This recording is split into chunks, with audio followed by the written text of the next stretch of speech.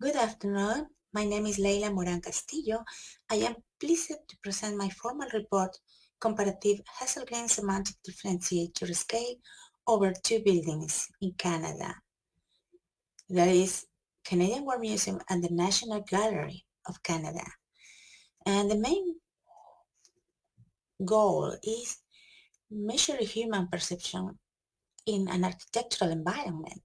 And how can be done this is through specifically a semantic differentiator of Hessengel that was created to propose how to measure it objectively and compare as well the results. As you can see, we can describe both of buildings, um, taking aside the history, their background, their purpose, and anything else, but only the spaces that conform it, the exterior and interior spaces. And from that, we can make the conclusions and recommendations for similar studies. First of all, we can establish what is the relationship between man and environment. And this is the field of the environmental psychology. This is a wide variety of studies that pointed out that the human being reacts to places. In this case, I will use this reference, Yusol and Romis, that they make a study about this relationship, and they used the scale of Hesselgren to do that and mentioned that as a good tool to compare and make findings about spaces. But other studies that use the same semantic Hesselgren's differentiator um, compared many others, but not specifically spaces. They pointed out on light, sound, noise, and everything like that, but not in spaces as in the case of this report. What is a semantic differentiator? In brief, this is an instrument to evaluate a built environment through statements that are a checklist. What is this checklist? You have here the Hesselgren semantic differentiator used for this report, and the section makes an overall judgment, the look or the vibe of the building, and other assessment for the interior spaces deals with the experiences when we are walking inside the building, the findings and the personal perceptions. And I will stop here just to remember what are the terminologies used on this. You can see there, for example, the acceptance, that is the favorable reception of a space, the anger, that is a strong feeling of displeasure from a space. If a space is boring, it's because it's uninteresting or has no quality for us, or if it is disconnected, is that the space is isolated. And expectancy of a space is the quality of the space that gave any anticipatory feelings.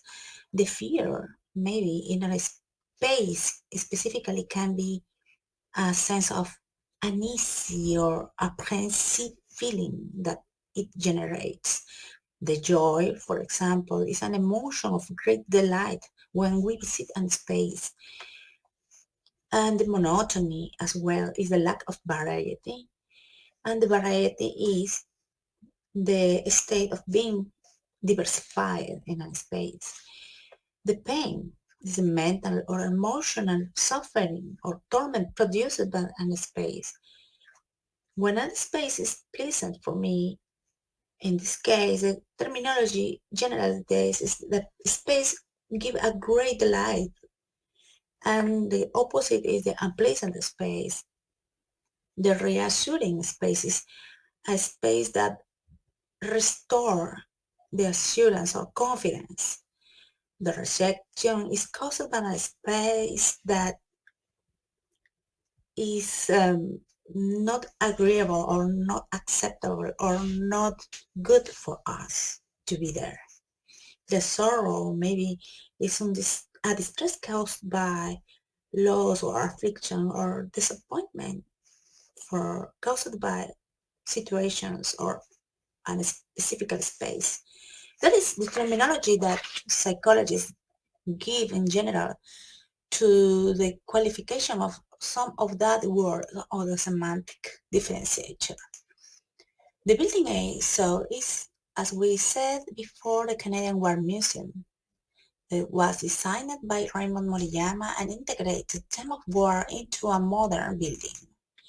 The associated spaces were exterior, the Grand Foyer, the Armament Hall, Commemoration Hallway, Memory Room, and the Building B was designed by Moshe Safdie, and he wanted that the National Gallery of Canada were a celebrating space because on the heart of the city of Canada, of the city, capital city, yeah.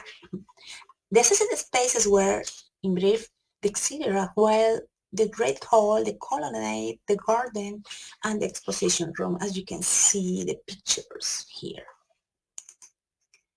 The results, we can stop here because this is a part of the Hesselgren semantic differentiator scale in the left side that says in green which values has obtained in the exterior appreciation, and the overall vibe is 3.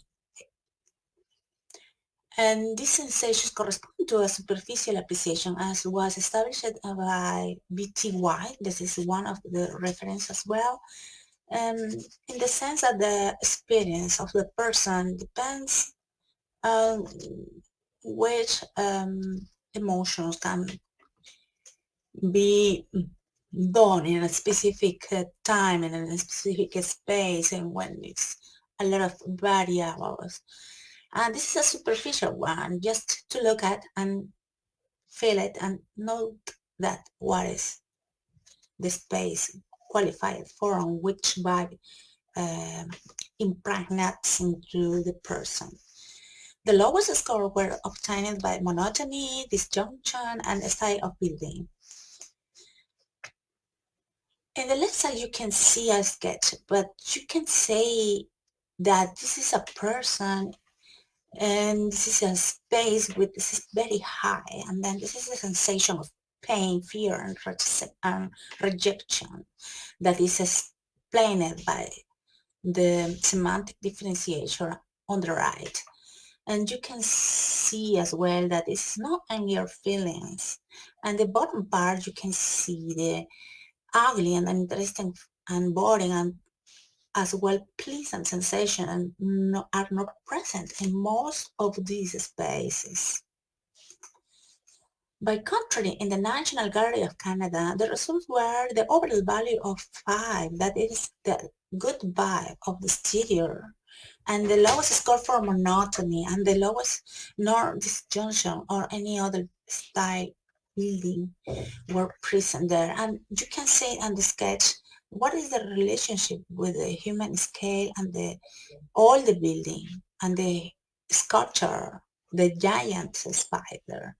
And you can say that this is kind of fear that we can feel, but it's not true as we can state as per this scale. And the other side, the results for the interior assessment were the sensation of approval, surprise, and waiting were high, but the general high was joy because it's building transmit that feelings and no anger, no pain, no rejection feelings at all. Okay, let's make a summary of that results for the exterior, and you can see that it's very similar, but they are.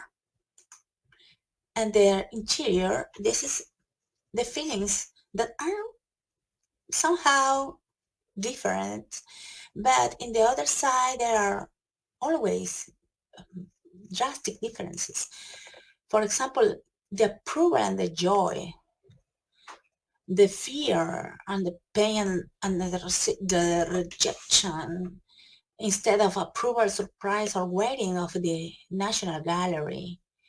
And this is made on purpose, I think, for the architect. But the thing is that we really feel that when we visit this building. And this is important to state that many of these values that were obtained reflects what happened interiorly in the inner feelings of the person of the was walking by inside this building. As a conclusion, we can say, first of all, there are not similar overall exterior assessment because the results were different. For one side it was 3 and the other side was 5, and both buildings were not perceived and old-fashioned or with a disjunction feelings, but the higher emotion for the war museum was approval. Meanwhile, the National Gallery was joy. And then it's a kind of thing that we can say that this is a good conclusion for both of them.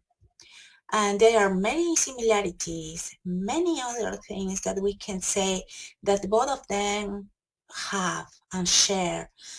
Both of them are harmonious, both of them are interesting, both of them are not all familiar. But in the case of World Museum, the pleasant value is absent. There are no pleasure into this building. The main conclusion then is, yes, it is possible to compare feelings about space with the aid of Hesselgren's semantic differentiator.